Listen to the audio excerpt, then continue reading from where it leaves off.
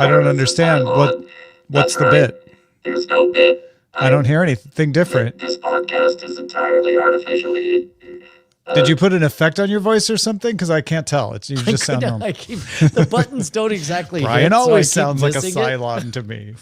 Sometimes I talk like this, Tom. Yeah, that's just Brian when he's angry. And sometimes this is... I don't know what this effect is supposed to be. I don't know. Hello? Evolution takes centuries. Yep, yes it does. That's correct, sir. That's just a megaphone. Like, Hello, where are you? Yeah, I guess it is. you on the table. Would you like to take a brief survey? G. James B., thank you for joining us. Hello, unsafe TV level. Yo, yo, yo. Hello, XX Error 404, Dylan Theus. Yeah.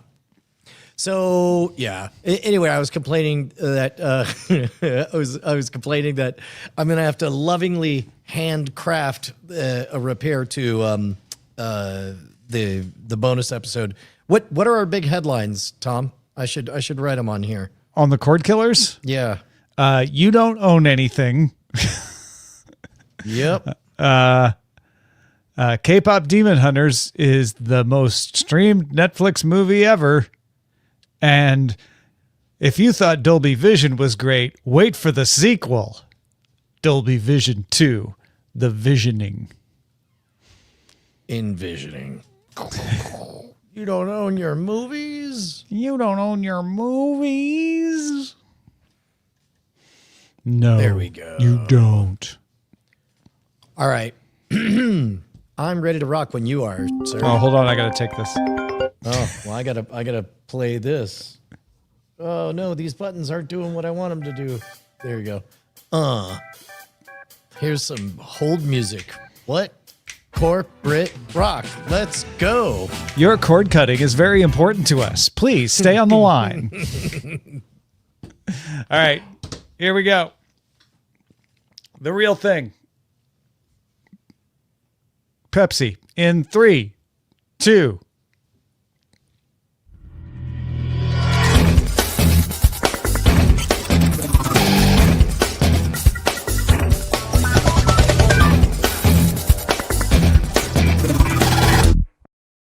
Welcome to Cordkillers Reckoning. We killed all the cords. Now what? I'm Tom Merritt. Hey, I'm Brian Brushwood. Normally I don't introduce myself. We're shaking it up. What's going on here, Tom? Yeah, I just realized, like, the cords are all dead, Brian. Yeah. They're gone. Boy, look, we killed Cable and boy, are we hungry. That's our new tagline. Boy, are our arms tired. Yeah.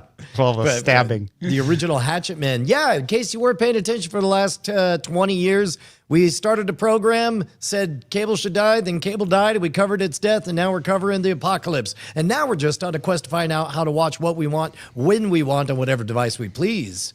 Yeah, where's the good stuff, Tom? Well, That's right. It's in the supply run. There it is. Supply run, supply run, supply run.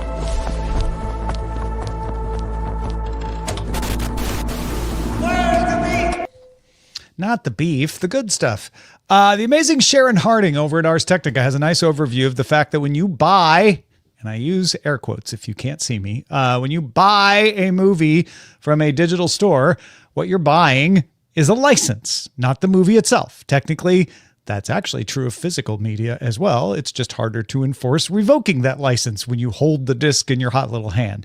Lisa Reingold has filed paperwork for a class action lawsuit against Amazon alleging false and misleading advertising. The complaint cites Prime Video's terms of use and reads, "On its website, defendant tells customers the option to buy or purchase digital copies of these audiovisual works. But when consumers buy digital versions of audiovisual works through Amazon's website, they do not obtain the full bundle of sticks." It does say bundle of sticks in the actual filing. Yeah. "They do not obtain the full bundle of sticks of rights we traditionally think of as owning property.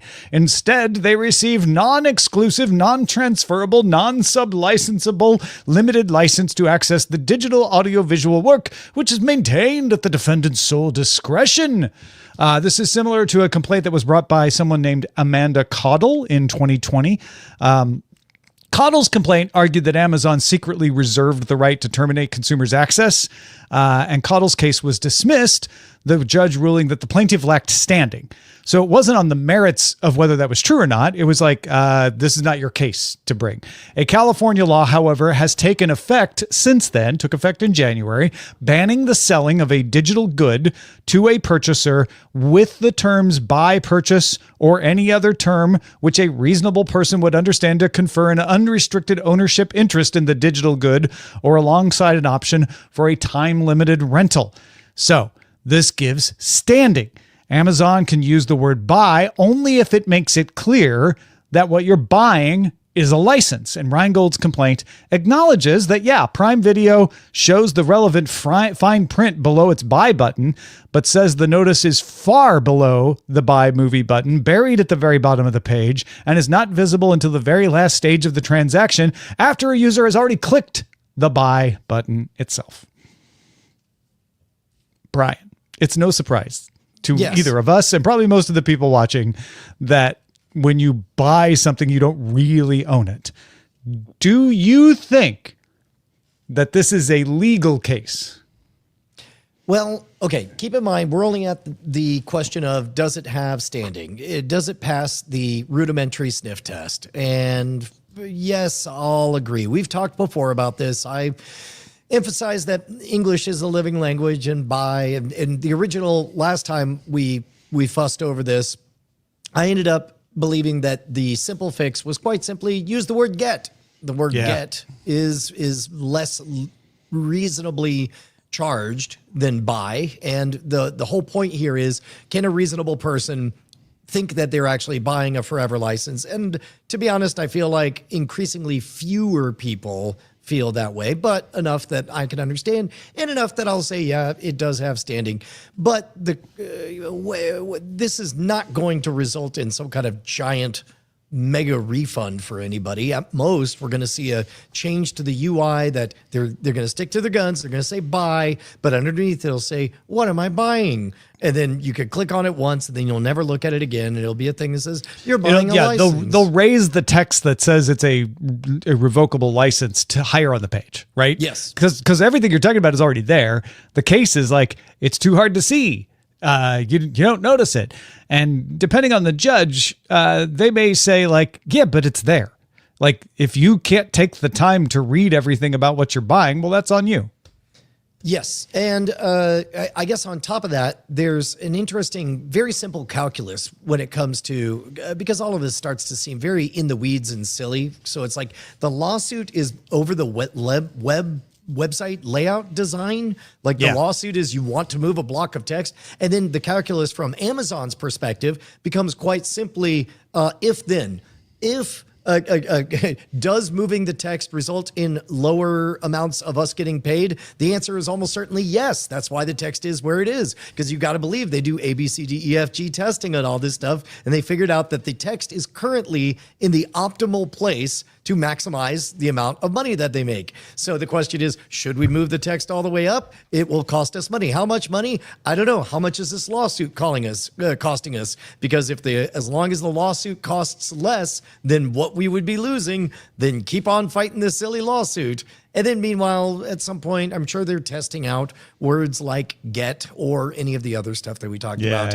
This, I'll tell you, the thing that really piqued my interest that we haven't talked about in a minute is that thing that you mentioned about when you buy a DVD, you're not really buying that movie. You're buying the physical media and a license, which very explicitly begins at the beginning. This is licensed only for home viewing, et cetera, et cetera. You know, try charging people money and then using a giant projector and see how well that goes for you.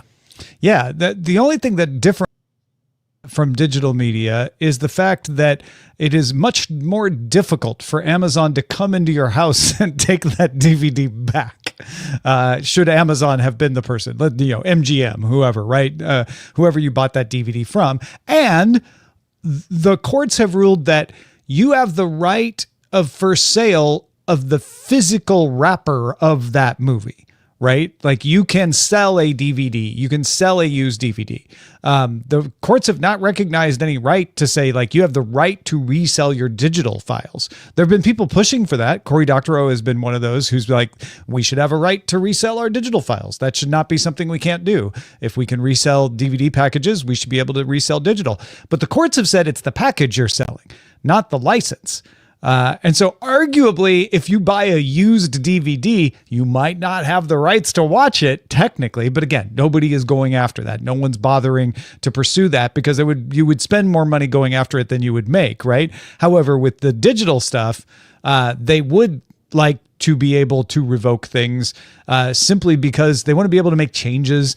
They want to be able to transfer you to different libraries. It gives them more flexibility, not all of which is malicious, to be able to manage that library and manage those downloads and make it more convenient for you. I don't think it's because there's a malicious intent to steal your movies. They just want the option in case they have to like cut off the service at some point. Yeah, I guess I'm not even sure how fussy I should be anymore about all of this stuff, to be honest, Tom. I was annoyed previously by the very nature of the lawsuit, but I understand that at some point it could be straight up deceptive fraud to say the word buy, but I don't know. This all seems should you so though? piddly. I think the more interesting question is not the lawsuit, but like should I own the digital movie that I buy, that I download? Like, should I have the right? Let's say, great, I want it to be stored in the cloud so I can get it easily on all my devices. I want to be able to stream it over the internet instead of taking up storage on my phone. I want all the conveniences of cloud-based storage, but I also want ownership. I want it so that company always has to allow me to have that, or at least give me the option to download it and not have DRM on it that prevents me from watching it if that company goes away. Do you think we should have that right? I question why you would want it. Why that is because I paid for it. Well, I mean, you paid for whatever it is you paid for, technically, but like I just mean that concept of ownership at all when it comes to a digital good. And we can expand this to video games or whatever, right? On the one hand, you have a reasonable expectation when you buy a video game that when patches come out, you get the patches for free. But it seems like that's a case where, so you're entitled to something that isn't the game after your purchase of the game. So if you're flexible on what it is you're buying in favor of you, could you be flexible about what you're buying, not in favor of the distributor? Because that seems like a slider bar that goes either way. I don't know if I'm phrasing this correctly. Yeah. In theory, if you're buying a digital good, then you're only buying it how you bought it when you bought it, right? And I don't know. This is the problem with stumbling across a new line of inquiry in the middle of a podcast is you court all of those angry emails at cordkillers@gmail.com. Go ahead and write me if what I'm saying either makes any sense or not. And keep in mind, just asking questions. Just asking questions. That's the universal defense. But I like what John Alexander in the chat says. You know, what are you entitled to the exact version of the movie that you got? Ask George Lucas. Right. Yeah, I have a DVD of Star Wars that has the original version of Star Wars. No episode 4, Han clearly shooting first, and all of that. And George Lucas has not yet broken into my house to take it back. But, you know, theoretically, and this has happened not with Star Wars, but with other versions of movies, they can go in and update the file so that you have a version that is slightly different than it was at the time you bought it. Yeah. How do you feel about that? Cordkillers@gmail.com. What is with you avoiding the opinions today? Well, mainly because I don't have a strong hot take. I mean, there are things I'm curious about, but people get really worked up about this stuff, though. Well, they're like, that is the also principle of it. Also, you're like, Brian, why so sensitive? You're like, I don't know, probably because I burned my hand by having an opinion last time we talked about this. I still feel like I'm right. I still feel like it's a silly lawsuit. I think you're right about that. I think the lawsuit is kind of silly. Like Like, it's not silly in the sense of it shouldn't be in court. It's a perfectly reasonable lawsuit that can be worked out in court. But also I'm like, what are you going to get out of this? I live in California, so I might get a postcard that says I'm entitled to $11.38 as someone who's consumed a movie. And this is a California law, but it's not going to do anything for anybody else other than maybe get Amazon to move that text higher up the page, which, as Brian said earlier, nobody's really going to notice. I have an idea. I hesitate to call it a solution, but I have an idea. Maybe it's a startup idea. You sell digital copies with all the same clauses on the revocable and this is a license and you can't pre-display them and all of that sort of thing. But you get the right to request your digital file be sent to you on a USB drive.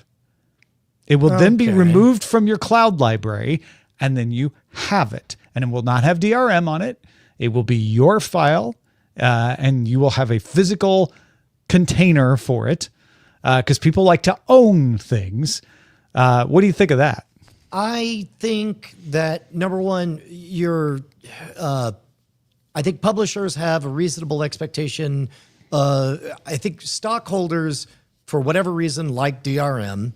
And board members have to answer to the stockholders. Maybe. Okay, let's leave DRM on it because there's ways for that to have DRM and it still be playable, et cetera. Okay, then I would say even then you're taking the long way around because what you want is a DRM local copy, which I think you could distribute easier just over the internet. The physical media, I think there is a place for that, but what you do is you spend however much time, energy, and effort that would take and instead make that part of the experience, or I don't know, maybe it's like addressing. So there's people who just like to have stuff, and their argument with physical media is nobody can take it away, right? One of the big things is the fear that has almost never happened that a company is going to reach in and go, I know you bought that copy of Dune, but it's gone now. Right. Or Amazon goes out of business is the other. Yeah, right.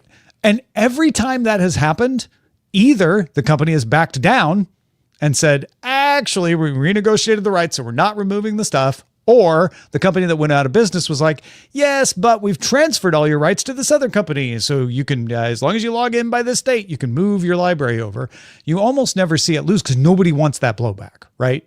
That's damaging for the entire industry. But to address that fear, you say, look, we are holding all your movies in a vault.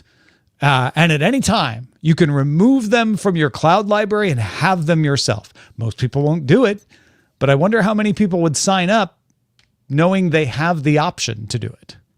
Yeah, I don't know how many people. Okay, so let's take the Venn diagram of all people who buy movies, and I'm going to go ahead and cut out 95% of them if we're talking about people who care about this issue. And then out of that, we'd have to slice off another 95% to where this is going to be the wedge moment that opens up them deciding to buy when otherwise they wouldn't have done that, is kind of where I'm at.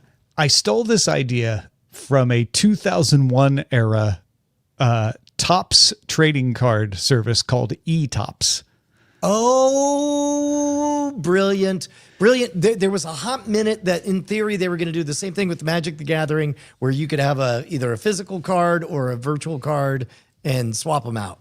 The idea with eTopps during the height of the .com boom was you could buy futures in baseball players by buying their cards when they IPO'd and then trade them with people without ever having to have them.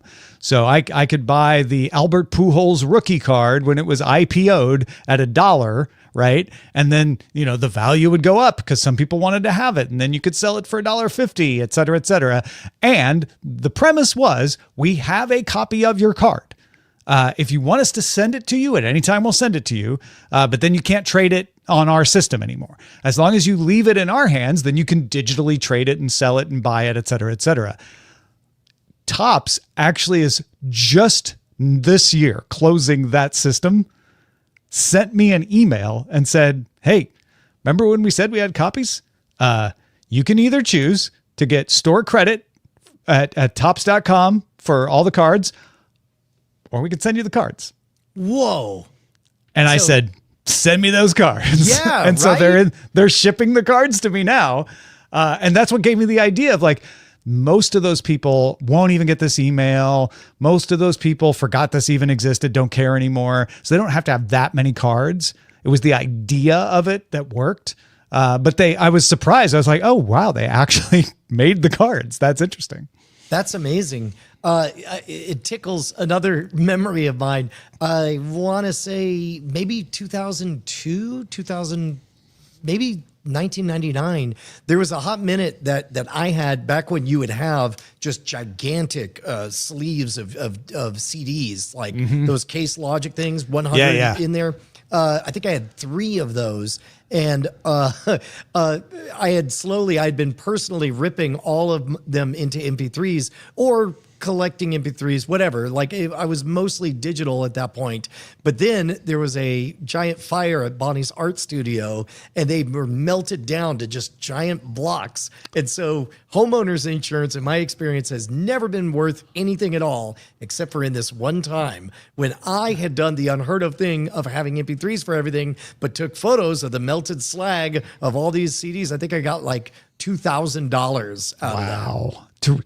It was replacement money. Like you can now replace those CDs because I think it was $10 per CD. Yeah. Those MP3s are unlicensed now because you no longer have the physical media to prove that you I'll own make sure to not enjoy them. That's good. That's good. That money didn't go very far. That was a long time ago. Brian has spent that $2,000 in homeowners insurance compensation since 2003, and now he has no more. That's true. And lo, now we make our humble ask to you so that I may one day rebuy all $2,000 He's on a quest. CDs. Yes. You can help both Brian and I rebuy all of our old CDs by supporting us at patreon.com/Cordkillers. That's right. Patreon.com/Cordkillers is where you keep us loud, live, and independent. That's where we continue to bring the news from the post-apocalyptic vision of the future past that is the Cordkillers Reckoning. You get early access to the full experience, exclusive access to the After Talk segment, and most importantly, our undying gratitude. Yeah, and we will keep a physical copy of ourselves in our houses in the cloud, so you can burn us down and then pay our widows $2,000, and meanwhile they can enjoy unlicensed copies of us. That's right. No, I was looking at G. James B. It was like, wait, backups become invalid when the originals are destroyed? Yeah, you're right. You can't prove your rights to them anymore. But you can always prove your right to be a patron. That's what we're trying to say. So go sign up right now. Support this show. Patreon.com/Cordkillers. Let's move on to the search party. That's the...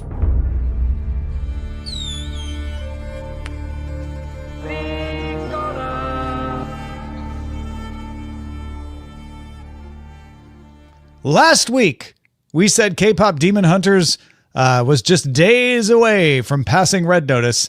And I think it was the next day after we said that it passed Red Notice to become Netflix's most streamed movie ever.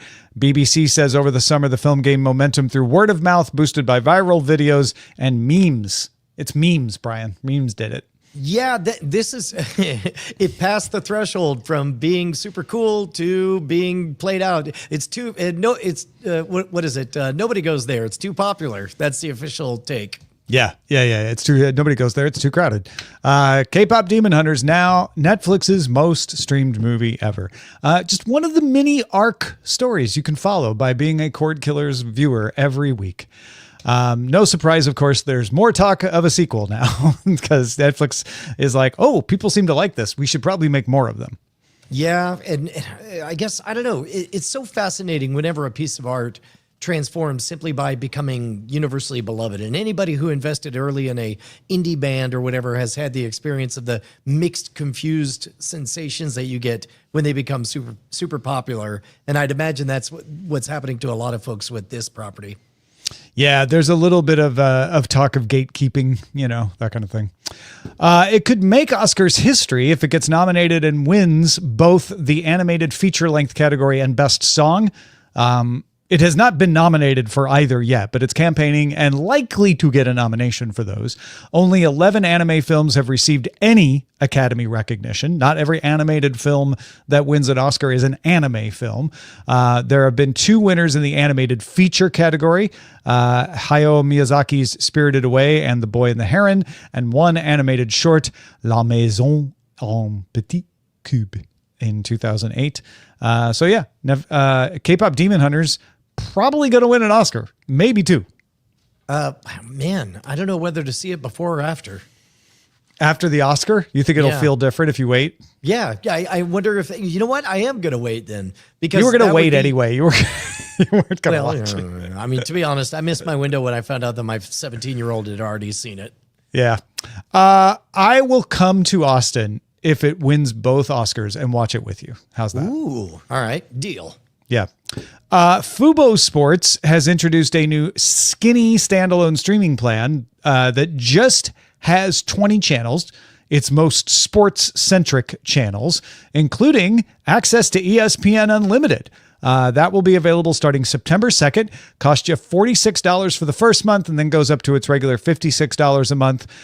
So it is $6 more than ESPN Unlimited. In addition to live channels, Fubo Sports also has on-demand video, unlimited DVR, and family sharing. This apparently is not because Fubo and Disney are teaming up on a joint venture now. It was in the works before that, and Disney probably made it easier to get those ESPN rights, of course, but this was something Fubo has been planning for a long time. Yeah. I don't have much of a take on this one for you. Sorry. That's my favorite take, honestly. Because Brian has no take. No, I mean, the take here is like, there are more ways than ever to try to fulfill your sports need, which may or may not be a good thing, because now it's like, well, which one should I get? Because it's not all in one place. Jimmy Iovine and George R.R. Martin are backing something called Bizarre Studios, which is launching an animation fast channel on Samsung TV Plus and Xumo Play. Bizarre will offer shows such as 1960s anime series Speed Racer, Lupin, the long-running Gentleman Thief series, some martial arts series like Kenichi, Requiem from the Darkness, the adaptation of the Sega video game Virtua Fighter. List goes on. But if you like that sort of thing, you're like, oh, those sound interesting. There's other shows like that I like. You might want to check out Bizarre, Bizaar, on Samsung TV Plus and Xumo Play. Thank goodness. Yet another way for people to misspell bizarre. How bizarre. How odd. You're right. That's where I should have ended that. The Pac-12. Do you know the Pac-12, Brian? Yeah, that's a sports thing. It is. A secret gang of football teams. It's kind of the football teams that weren't invited to the other conferences these days, because there's been a bunch of like merging and people being stolen and put in new. Pac-12 is sort of like, well, anybody left wanted to form a conference? Let's do it. So it has extended its broadcast partnership with the CW through the 2030-2031 football season. So wait a That's minute. only 5 years away, but it seems like it should be so much farther. Anyway. CW will televise 13 regular season football games a year. I mean, I guess we're convinced that CW will be around in 5 years. CW apparently is convinced. I'm sure the Pac-12 is like, well, if you're not, then we get the rights back. We could just give them to somebody else. Yeah. And Apple TV Plus sitcom Trying is coming to the BBC. The show will start airing on the public broadcasters' platforms in September. Trying is produced by the commercial arm of the BBC. So this is a BBC production being made for Apple. Apple greenlit a 5th season earlier this year, but it marks the first time that the BBC has picked up an Apple TV Plus series, even though other British broadcasters like ITV have done it with shows like Suspicion, which was on ITV's streaming service earlier this year. I'll tell you what, man, just more evidence that Apple TV has really crossed the threshold. I think Apple TV may be one of top 3 in prestige, maybe top 2. Yeah, it's not TV, it's Apple TV. I mean, I hold on. If you're going to rank the streaming producers with originals in order of prestige, what would you order them? give a deduction for concentration. Yes. Well, I mean, we factor that in, right? Yeah, Because if your brand is too diffuse, this is why HBO Max doesn't. I was going to get say, if you do straight that, up. I'm giving it to Apple TV Yeah. because they have more hits per capita, more prestige per capita, because they don't make anything else but attempts at prestige. There's little chaff in the Apple TV category, and they do well most of the time. Not everything they make's a hit, but most of it is. HBO is probably better, but once you say HBO Max, and I'm now lumping it in with TNT and Discovery series and stuff, I'm like, yeah, but that is a small percentage of what you get on HBO Max. So prestige-wise, we're just talking prestige-wise, I think I might rank Apple first. Yeah, they definitely have a reputation in my mind for more discriminating tastes, surpassing even the high quality that we've seen from Netflix. I agree. The other one would be Hulu. That we haven't mentioned. They, especially with the FX on Hulu stuff, they've got a lot of good prestige stuff. But again, it's watered down. Well, but also, I don't know, Disney Plus, I might put above Hulu. As far as because of the Star Wars originals and stuff. Yeah. And it's also now you're starting to split hairs of but the Hulu on FX stuff is often on Disney Yeah, Plus. but that's all Logic Brain. Logic Brain doesn't get to weigh in. Yeah. Screw you, Logic Brain. Go home. You're drunk. Well, you're not, but I'll make you drunk real Let's fast. work on that. Yeah, exactly. All right, let's move on to the buried treasure. Most people want to know why they suddenly got rich. Buried treasure. Buried treasure is, of course, the portion of the show where we talk about something we've been watching lately, and maybe you'll want to add it to your to-watch list. Brian, what you got? Man, I was out all week at Dragon Con. I went out, we did the show last Tuesday. Then Wednesday I packed up, and then Thursday through yesterday I was in Atlanta. Boy, is it great to be out in Dragon Con again. Yeah. You know what's also great is retreating from all that chaos to watch Death Note with my 17-year-old daughter. I ain't never seen Death Note. Have you seen this? No, what's Death Note? Tell me all about it. Death Note is an anime from the aughts that is quite good. To be honest, I didn't even know it was an old anime, but it was, I don't know, maybe 10 years after Cowboy Bebop. And it's a very simple conceit. A dude's just standing on the street. Suddenly, a notebook falls down from heavens, and and it says, "Hey, this is a Death Note book. Whatever you, here's a bunch of rules. Write a name, and then that person's gonna die." And so, he looks up, and there's somebody being attacked and on TV by somebody, and it's like, so-and-so is currently attacking and about to murder someone. So he writes down this very unambiguous, morally clear name that would be okay to put on there. Guy has a heart attack, dies right there. And he's like, what? It works. And then from there on out, it becomes this successive set of rules that get unpacked, and then interesting mechanics like, well, what if you write the cause of death first, but not the name? And then do you have to be the one to also write the name? And it just keeps getting more absurd in this awesome chess match. It's fun. And Josie made me watch the first episode because she wanted me to recognize more of the costumes while we were at Dragon Con. Oh, and nice. Now we're about That's great. halfway through it. It's great. It's great. She's like, you're going to see these, and I don't want you to be confused. So, Yeah, and as a matter of fact, the very next panel, somebody held it up. They're like, I don't even know what this is. I'm like, I do. that's Death Note. Yeah, That's such a good feeling, especially when you've just been introduced to something and you can be like, it's on Netflix. Ah, nice. Fantastic. Two of the most popular genres of television that you hear us talk about on Cordkillers, we've covered this story on and off, are anime and Korean dramas. Brian has mentioned an anime, so I shall mention a Korean drama. Bon Appetit, Your Majesty, just launched on Netflix. There's 4 episodes out because it's airing 2 a week in Korea. Bon Appetit, Your Majesty tells the story of a chef who wins a French cooking show competition. Like, it starts with a faux French cooking show. She does this crazy thing and wins. And now she's going to be able to cook at a 3-star Michelin restaurant because that's part of the prize of winning the competition. And halfway through her plane ride back to Korea, there's a freak storm and she gets sent back in time 800 years and ends up through all kinds of happenstances, becoming a cook for the tyrannical emperor of the Joseon era Korean kingdom. And it's one of those stories where she's like, wait, did I just invent this traditional Korean dish because I made it for the emperor?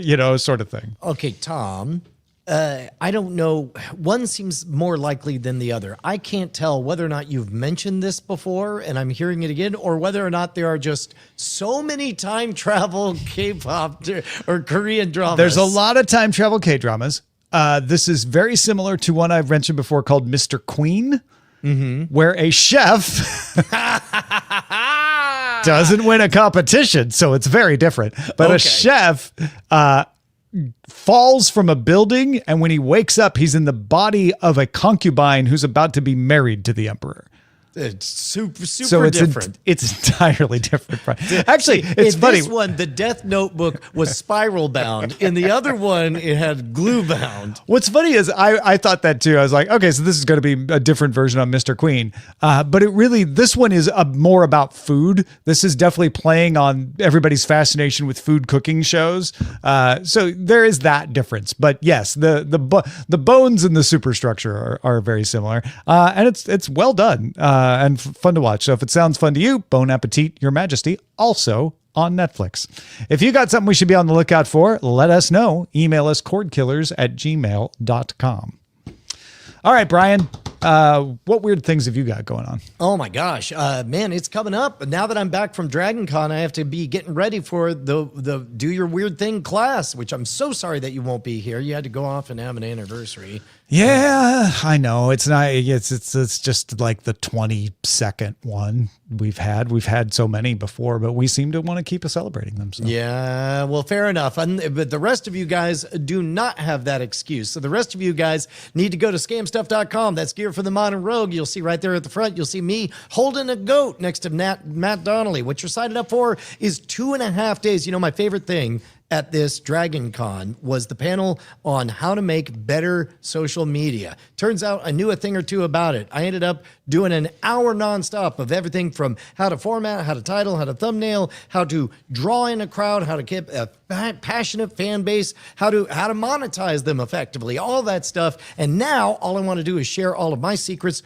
with you guys in an intensive 2-day workshop. It's so much, it's a blast, man. You're going to eat fire. You're going to learn how to tell stories. We have a competitive competition. This is all stuff that for corporate clients, I charge a whole ton of money, but for you guys, it's just a few $100s. Head on over to scamstuff.com, click on Brian with the Goat.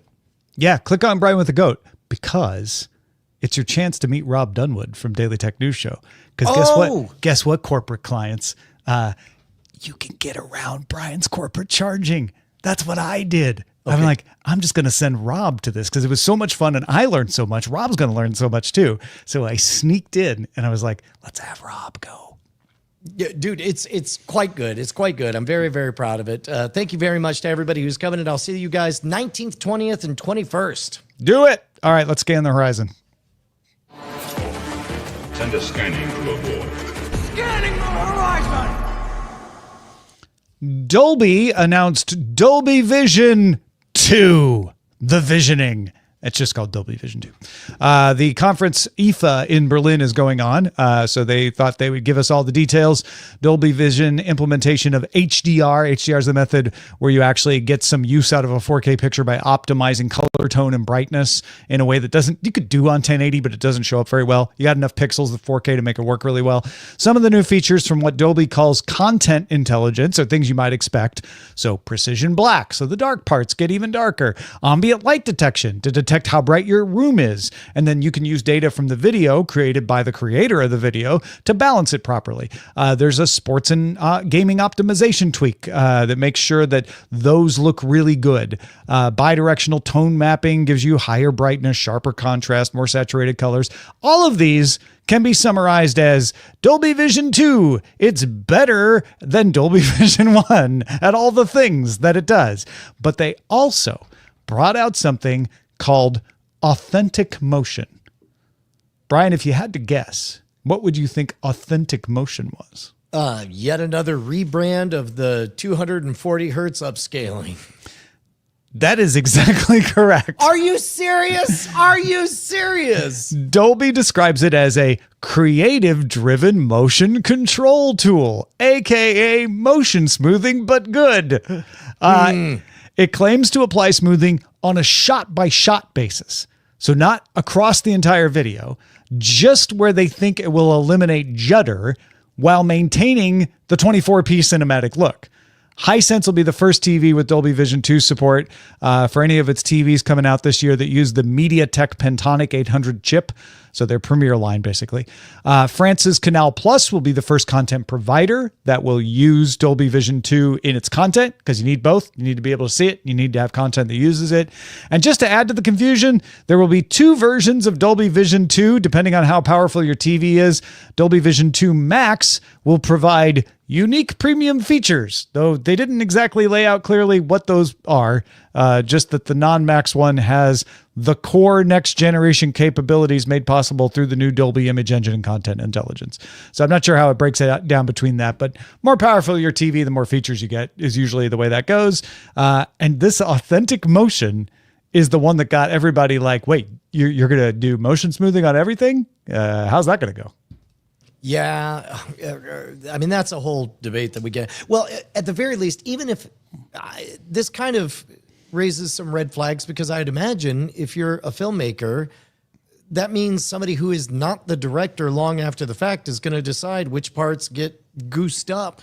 Some tech is going to decide this scene needs to be motion smooth, this one doesn't. I don't know what their infatuation with this is. Well, it's so odd. That is exactly what their pitch is. This will only be used by creators. So when you create a movie, you can decide to use authentic motion on particular scenes where you think it might help.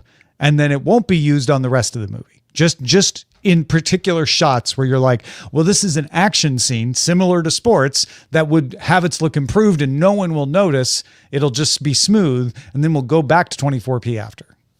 Yeah, that seems like a very wishful. I don't know. I don't know who loves this. I wonder who is it that loves this thing that everyone hates. I guess Peter Jackson. I don't know how this happens. Like, it may be somebody like, motion smoothing is really good for sports and gaming, which it actually is. It's very helpful there. And like, wouldn't it be cool? Because there are sometimes these scenes in movies that could benefit, but we don't want to put it on the whole movie. Wouldn't it be cool if you could put it on just those scenes? Like, I don't know. Maybe it's legit. Yeah, maybe. Also, I just noticed that that we weren't live on the Twitch channel. I just noticed that too. Yeah, I know that's me, by the way. I would take full responsibility for not being live on Twitch. I totally effed it up when I created the stream. My apologies. We'll be back on Twitch next week. Don't worry. Yeah. Fox announced that it has reached a deal with YouTube TV for a renewal of the full portfolio of Fox networks. So if you're on YouTube TV, you're not going to lose Fox News, Fox Business, Fox Weather, Fox Sports, FS1, FS2, Deportes, Big Ten Network, your local Fox station, none of it. They avoided the disaster of losing Fox right before the NFL season started. Yeah, I did. Was that on the precipice of anything, or is that just business as usual? Nothing. It feels like business as usual. I know there was probably negotiations over carrying Fox One, and I'm still waiting for that shoe to drop for YouTube to start promoting the heck out of Fox One as an add-on for your YouTube Premium and YouTube TV subscription. Like, I'm guessing that was part of this, but we'll see. Yeah. Comcast, NBC Universal, and Amazon have reached a set of comprehensive distribution agreements of their own, spanning Prime Video, Peacock, Fire TV, and Xfinity X1, the box that Comcast sells. Peacock's top subscription tier, the ad-free version, Premium Plus, will be added to Prime Video. You could add Peacock with ads before, but you couldn't add the ad-free version. So you'll be able to subscribe for $16.99 a month or $170 a year. And thanks to a renewed deal that was part of a broader partnership, Peacock is also going to remain available on Amazon Fire as a direct consumer offering. That's probably something you wouldn't really notice, but if you have a Fire TV, you could more easily subscribe to Peacock. That's all. Yeah, that makes sense. Sling's deal to sell you a day or week pass to its service with ESPN? I'm a fan of it, yeah. Yeah. Disney's not. Oh, no. Apparently, they didn't run this by Disney. I remember when we talked about this, I'm like, I'm kind of surprised Disney approved of this, but they didn't do the Fox orange or blue plan. They did the Disney orange plan. Well, guess what? Disney is alleging that the pay TV service included its networks without permission in the package, and so it's suing to make them stop. Yeah, that's too, well, I mean, I guess it's probably one of those things where it's like they have to do the knee-jerk thing. I mean, kind of crazy if Sling did this without checking. They're like, we know Fox will sue us. Do you Maybe think Disney won't? Do you think that's an indication of like just nobody's eyes on the prize, or of just Sling being in a chaotic place, or of them actually stirring the pot? Yeah, I really haven't seen a good take on why they would pick a fight with Disney and not Fox. I would think they would just pick a fight with everybody, but maybe that was the thing. Like, we can't handle two cases, but maybe we can fight off one. And if we win, we can get the day pass thing, or maybe we can get Disney to agree to settle out of court and we can keep the day pass thing under a certain condition, because could be a way to force Disney to negotiate with you on it when they wouldn't even take your call before. Yeah, that's interesting. So it was either a move of desperation or one of negligence. Neither one really bodes great for Sling. Yeah. At the Venice Film Festival, Guillermo del Toro was asked if his movie Frankenstein is a metaphor for AI. No one was trying to imply that Shelley Clark knew AI was coming when she wrote Frankenstein. They were saying, when you interpreted it, did you add things that are metaphorical to AI? And he said, it's not intended as a metaphor for that. We live in a time of terror and intimidation, certainly, and there's no more urgent task than to remain in a time where everything is pushing towards a bipolar understanding of our humanity. The movie tries to show imperfect characters and the right we have to remain imperfect, and the right we have to understand each other under the most oppressive circumstances. I'm not afraid of artificial intelligence. I'm afraid of natural stupidity. That's a kind of odd injection. That was a little bit of a Rorschach test that got blurted out on. I don't know what to think of that, but it is interesting. It wouldn't surprise me if some of those themes kind of reveal themselves organically. It's really interesting what happens in an iterative process. There's a parallel there with an artificial intelligence in Frankenstein's monster, right? So I get the question. I took what Del Toro was saying here to be like, AI is not the threat. Other people are. Yeah. Yeah. And then finally, just a note that, they're developing that Harry Potter television series for HBO that is going to retell the Harry Potter story again with an all new cast. We talked about the casting and stuff, but there will be one returnee. The Radar, the Gary Berghoff of Harry Potter, will be Warwick Davis, reprising his role as Professor Phileas Flitwick. What an approachable, beloved, relatable metaphor. Yes. If anybody doesn't know, Gary Berghoff was the only person in the If MASH. anybody doesn't know, there was a show called MASH. And Gary Berghoff was the only one in the movie and the TV show. So Warwick Davis is going to be in that role. Basically, the way this works in the future will be people will go, who's Gary Berghoff? And they'll say, he was kind of the Warwick Davis of the MASH franchise. Yep. All right, let's hold on for the chatter.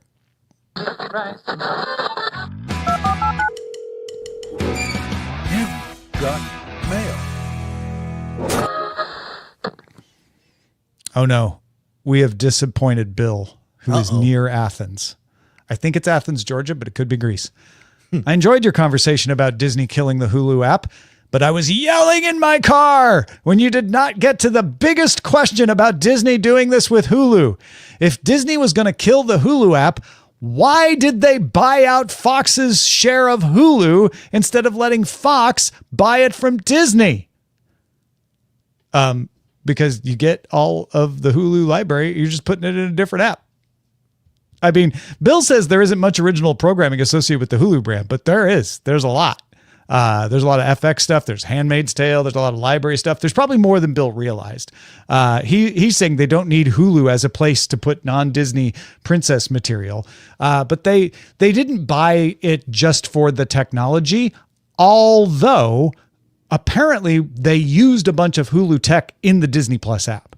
They redid the Disney Plus app with some Hulu technology behind it. So they did use the Hulu technology.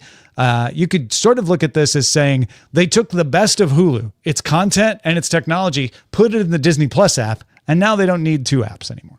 Yeah, I think just recently when I stumbled across the Predator animated thing, that was a Hulu original. Yeah. There's some good. There's a lot more Hulu Handmaid's stuff in Tale there than you is a might Hulu think. original. Yep.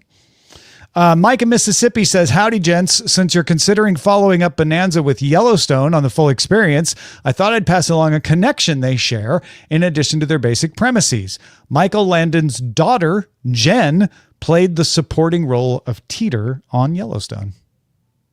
I wonder if that was a thought of connection at the time. Yeah, just- probably. There was probably Just, a little like person in the biz has a kid in the biz, and that's and honestly, it might have been as much Little House on the Prairie as Bonanza, even though it's yeah. Yellowstone, right? But it's both. So Sean writes, Tom, Brian, and Amos just finished Your Friends and Neighbors, TV show starring John Hamm on Apple Plus, and past the first episode where it lays it on thick of how horrible and unfair everyone is to John Hamm's character. It gets way better. Past that episode where they lay it on thick, it gets better. It's a dark comedy about a wealthy Westchester suburb and the downward spiral that happens to Andrew Cooper, played by John Hamm, as he discovers what he's capable of to cover up that he was fired from his hedge fund job they used to pay for everything. It has White Lotus vibes with a dry sense of humor and plenty of twists and a whodunit that gets a satisfying solution.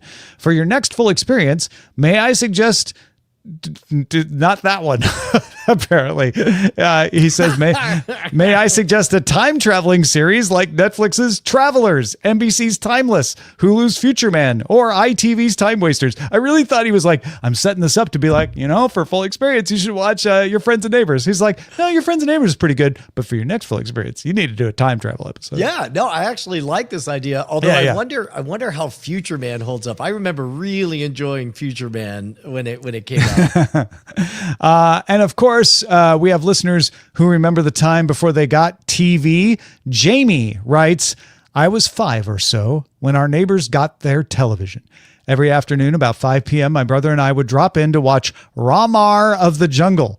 We lived in a valley between 2 ranges of hills, so we couldn't watch the San Francisco stations. All we got was Channel 13, which broadcast from Mount Diablo. Soon, the neighbors on the other side got a TV with a giant magnifying glass to sit in front of the small screen. I've seen That's pictures of amazing. those. That's amazing. Thank you, Jamie, for sending that along. That's great, man. That had to be just electric. Just seeing into a new world. Yeah. If anybody else has experiences or follow-ups on that, cordkillers@gmail.com. Our website is cordkillers.com. We are live often when I don't screw it up on twitch.tv/Night Attack, but also on youtube.com/Modern Rogue Tuesdays at 5:30 p.m. Eastern, 2:30 p.m. Pacific. I reckon we'll talk to you next time.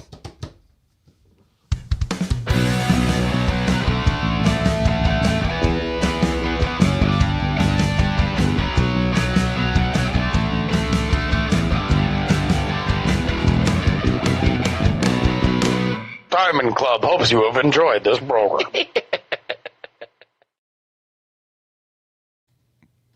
Diamond Club hopes Brian enjoys his trip to the bathroom. So everybody stick around. Full Experience is going to be next, and we are going to review the worst episode ever of Bonanza.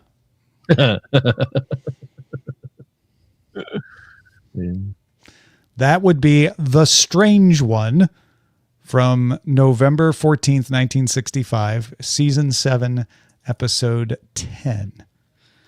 It's Series Graph, right? Seriesgraph.com. I want to. The link is on the. Oh, 90. yeah, it's Yep. right there. I see it now. Because season 7, episode 10 is 5.5. There were only 4 other episodes rated below 6 in all of Bonanza's history. So I wanted to look at this to kind of see just how deep, like, was it a close race? Season 13, episode 18 is 5.6. Then there's a 5.7, a 5.8, and a 5.9. So I don't know if I'd call that definitive, but it's a clear worst rating. It's it's not tied. It's not tied with anybody else. We're not trying to split. We're not splitting hairs to pick one. Yeah, and it's in the middle of the run, which sometimes if the worst episode's toward the end of the run, I'm like, yeah, that tracks. They were just starting to run out of ideas. Bonanza went for 14 seasons, and their worst episode is exactly halfway through, just about. They might have run out of ideas about halfway through and just kept going. They had 32 to 34 episodes a season. Yeah. Until season 9. 45 minutes an episode.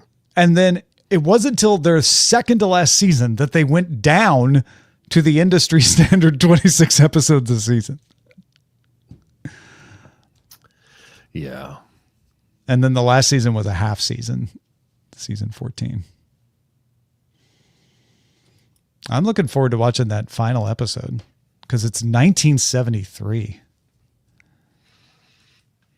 It's quite the change. Yeah. Yo. It's quite a stretch. Everything come out all right? Yeah. Although I continue, it's always the coffee that makes me uncomfortably 15 more seconds than I want to be. Oh, because you're like refilling it. You're making new coffee. Yeah, it's the input, not the output. Yeah, that's a good way of putting it. Yeah. You ready to do a full experience, my friend? Oh, heck yeah. Oh, yeah, me too. All right, here we go. In 3, 2.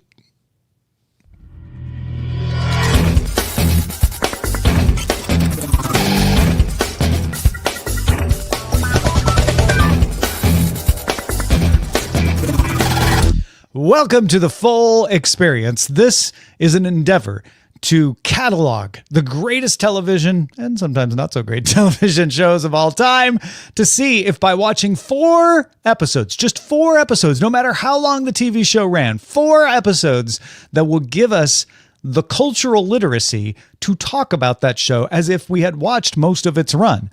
We are in the middle of testing this theory with Bonanza, one of the longest running shows on television. It's certainly got one of the most episodes runs. It's no Gunsmoke, but it's close. Ran from 1959 to 1973. And we are about to watch the worst rated episode as given by the ratings on IMDb. Season 7, episode 10, The Strange One, which first aired November 14th, 1965. I'm Tom Merritt. He's Brian Brushwood. Hey, man, so just how poorly rated was this one? Brian asked very slowly while he goes to imdb.com to see. I'm going to seriesgraph.com myself. 5.5, which is pretty bad. Pretty low, right? Pretty low. Okay, And then go ahead. Only 4 other shows were rated below 6 in Bonanza's entire run. I'm really curious why this did so poorly because it's not that terrible. It's not that terrible. I know, It's that's the thing, fine. right? I look at this so far and I'm like, this is not as good as last week's episode, the highest rated episode. But in some ways, I kind of preferred this to the first episode, which got a 7.1 on IMDb. Well, because this one, the show had definitely found its voice, and this is an artifact that we keep seeing in the full experience. Is the lowest rated episode very often? Well, sometimes it's a fine episode that just isn't paying off the big overarching thing, or maybe they break from format to try something interesting that looks great to our eyes, but didn't gel at the time. Or maybe in the case of the West Wing, it was just a format that was ahead of its time that would presage a type of form of I guess a mockumentary kind of thing. But it was a bit odd that they got spooky, but in terms of like that opening shot, they're like, these dudes are going to kill a chick and she's in a trance. That was like, wow, you have my interest, right? Now, granted, it got into, I was a bit surprised that Lauren Green is like hip to 20th century pseudoscience, remote the ESP viewing. bit. Yeah. But I've read about this doctor in Europe. yeah, right? I'm like, oh, have you? Whose work is that? Yeah.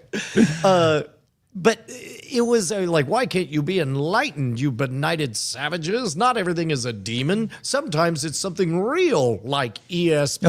ESP. Which, honestly, if this comes out in 1975, I'm not shocked at all. Because like in the But it 70s, came out ESP was early. taken very seriously. This is 1965. So this is even cutting edge for the ESP scene, honestly. Yeah. Well, and a lot of phoning it in. I thought the main actress was good. She had was an the interesting same vibe. person who played the android lover in Star Trek's Requiem for Methuselah episode in season 3. Oh wow. I didn't. She's if you look it up, you'll see a picture of her in this like silver outfit with a big old ponytail and platinum Does she blonde still hair. have the ESP? But her eyes are exactly the same. You're like, oh yeah, that's definitely Marie from Bonanza. They're like, well, your character, your motivation is just make those eyes really Make those wide. eyes, baby. that's your dinner bell right there. Yeah, she's clearly supposed to be Marie Laveau. I mean, she has a different last name, but this is the story of Marie Laveau, stretched and Marie Laveau? manipulated. I actually don't know that. She is a legendary voodoo practitioner from New Orleans.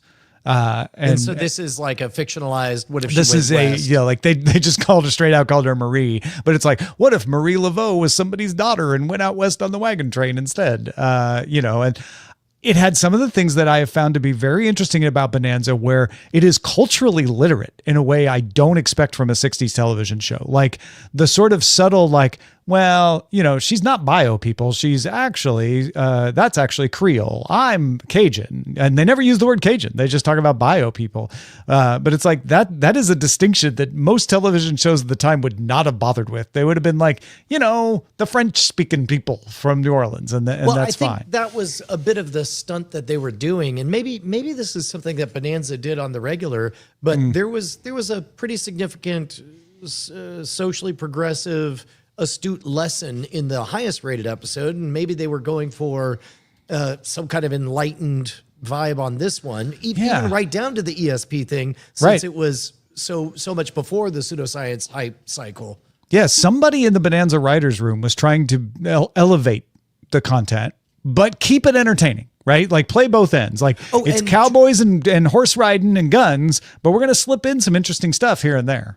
To be honest, some of the clues coming together with the stallion or whatever, that was fine, I guess. But I did rather enjoy seeing the spin cycle, the purity cycle of what would eventually could become a witch trial kind of situation, where it's like, I don't understand what's happening. All I know is that I'm hurting and someone's got to pay. And then watching the slight language change. And of course, I don't know how nuanced that they were going to get in this particular program, but you can see how it's like, if then. And then all of a sudden it's like, well, clearly we got a hanger. And not for nothing, I felt that visceral reality when they put the noose around her neck. It seemed like a serious thing. Like, I think she's about to die. And even when Lauren Green's character, when Ben comes out, it wasn't the, again, in the 60s, you would have expected like,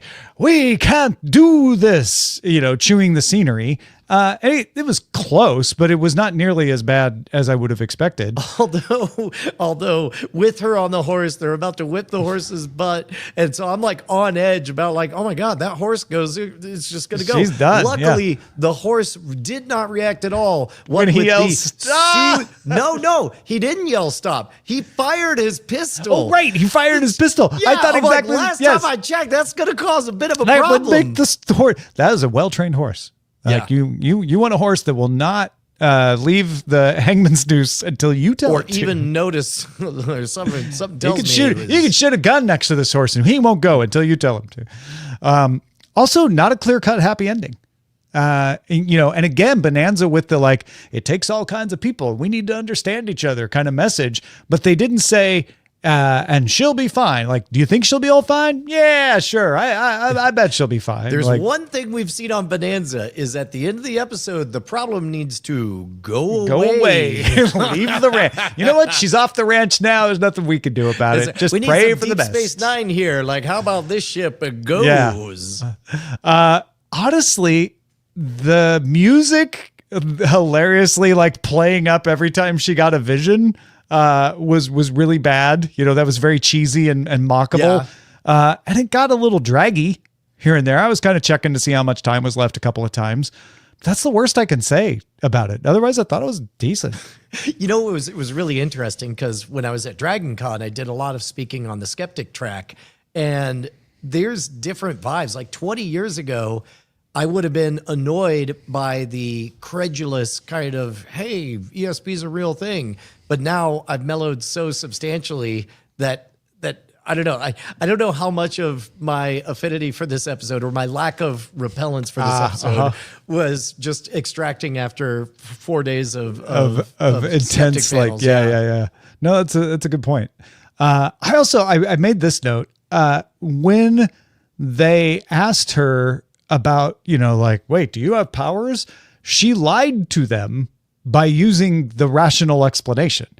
She was like, no. I talk in my sleep. Like, I can't remember exactly what she said. I wish I had written that down. Game. It's a guessing game. Oh, it's a guessing game. Sometimes right. I'm right. No, that's what exactly. She was like, yeah, there's no such thing as a medium. They just make clever guesses and sound like they know what they're talking about. That's me, good old clever guesser over here. Meanwhile, I'm just like, wow, very genius. I know. Yeah. I thought that was pretty great. But yeah. Did you know?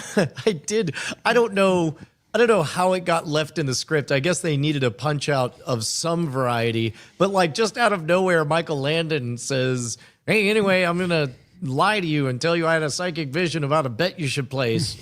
And then I'm like, yeah, is he the doing comic a bit? relief scene. Yeah, but then he rolled What's his a brother eyes with for? like, he overplayed his disgust. And as a result, I'm like, hey man, don't be a jerk. What is this? Yeah. Hey, come on, Pa. I think the only other thing that struck me is, and I don't know if it struck you this way, but it did feel like Ben Cartwright stood a little closer to Marie than he needed to.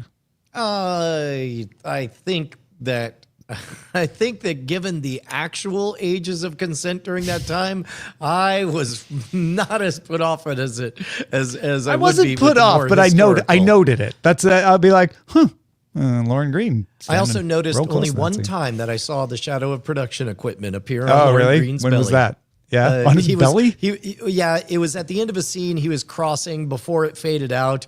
You could definitely see just a hard shadow.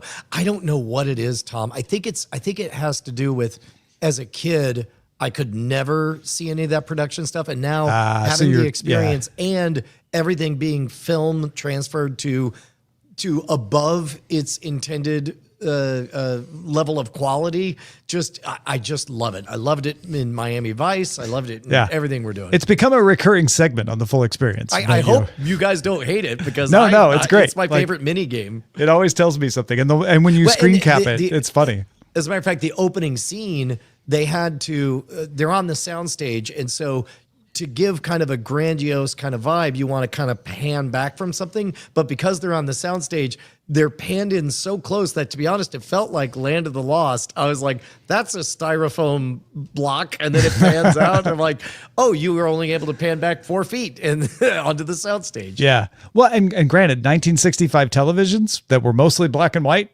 they are not going to notice that. Yep. So yeah, it was a reasonable risk for them to take. Amos, what'd you think? There was also a few scenes where there was clearly more than one sun in the sky because the characters' shadows were going multiple directions. Yeah. So there's a little bit of that. Most of my problems with this episode were things that were like logical fallacies, like little things that just didn't make quite enough sense. But none of them were really that impactful. You mean like that people have ESP? I mean, like, how did the doctor know that her ankle was swollen, but he never took her stockings off? He took them off screen before we And then put it back on. saw it. Yeah. And then her ankle As got you worse would, the if you're a ankle got worse gentleman. as the episode went on, because in the beginning she wasn't limping at all, but at the end she had a very pronounced limping around the house. Yeah.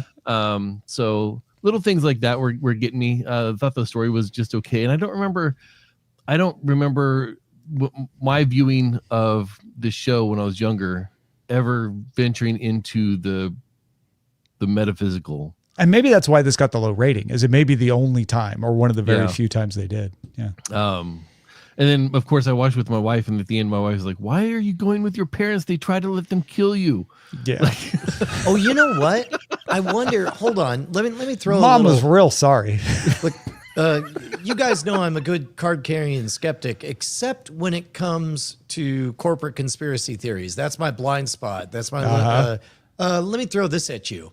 You know, Michael Landon was deeply religious. Yes. And this episode promoted a kind of pseudoscientific secularist explanation for what some more religious folks would consider, I don't know, pagan.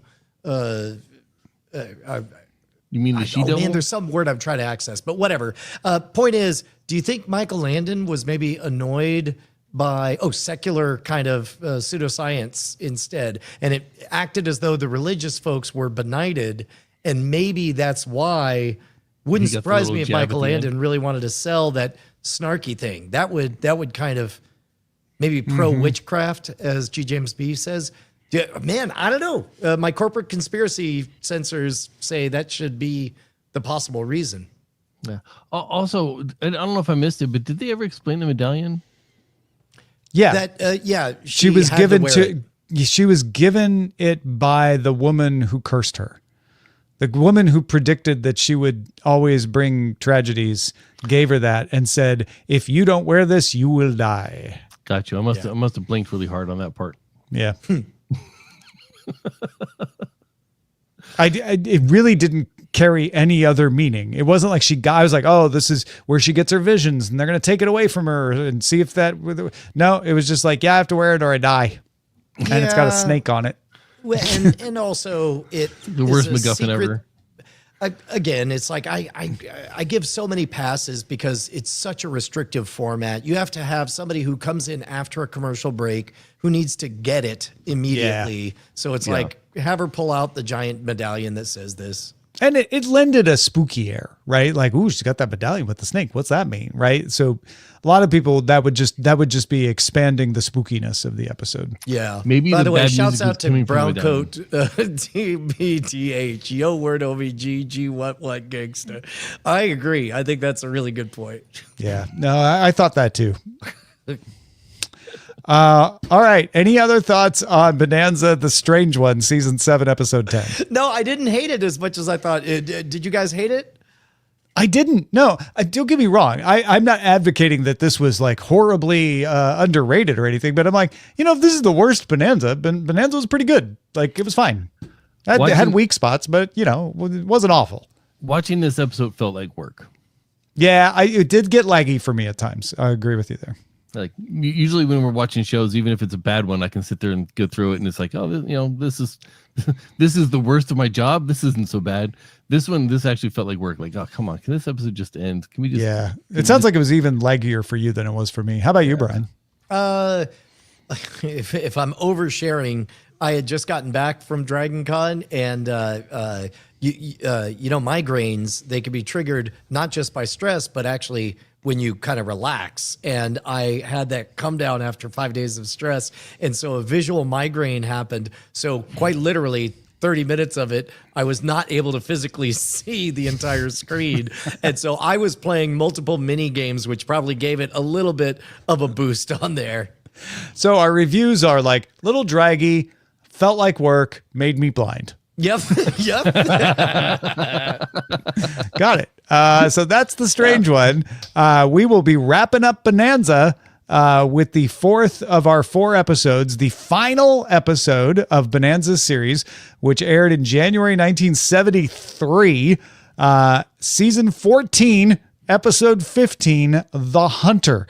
So if you want to find that on YouTube or on your local fast TV service or DVD, you can join along with us. That is The Hunter, season 14, episode 15. You get these episodes early if you're a patron. So if you're not a patron already, go become one. Patreon.com/Cordkillers. We'll talk to you next time. Maybe.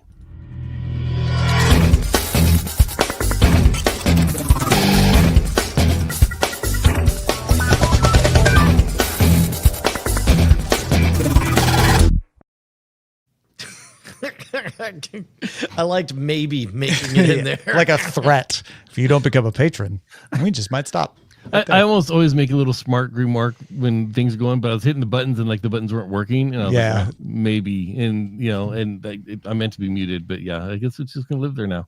Yeah. So, All hey, right. live audience, thanks. We'll be on Twitch next Bye, week. everybody. We will be on Twitch next week. Sorry about that. Actually, Bye. since we have this opportunity, real Yes. quick, I'm gonna go and try to edit and add the Twitch. Oh, you want to see if we could have added it midway?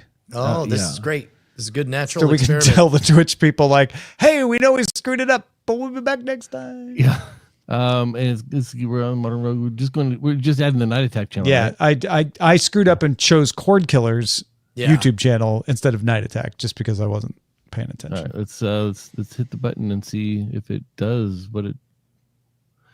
See if it goes. It looks like it went. Are we live? Let's Hey, check Twitch over. folks. Here, I'm going to go to twitch.tv. This is me /nightattack. saying I screwed it up. That's why we weren't on Twitch for Cordkillers this week. But I promise to be better. Okay? Bye. Brian. Did it work? Did we find out for sure? Oh, I thought you were going to the site. I thought you were. Well, yeah, I'm going there right now. Go. I let's haven't hit do- the button yet. They're getting extra content this time. Okay. This is like Let's the see. super extra. I'm seeing an ad play. Well, that checks. Working question mark. Oh, it's making me log in. I have to join Twitch to Oh, type look, it in. Zoe just chatted. Hi, bye. Okay. Yeah, no, we I got the see us. notification. I see us. Yep, Okay. there we are. I see Okay. us. And with that, Okay, we're out. guys. The last you'll see of us.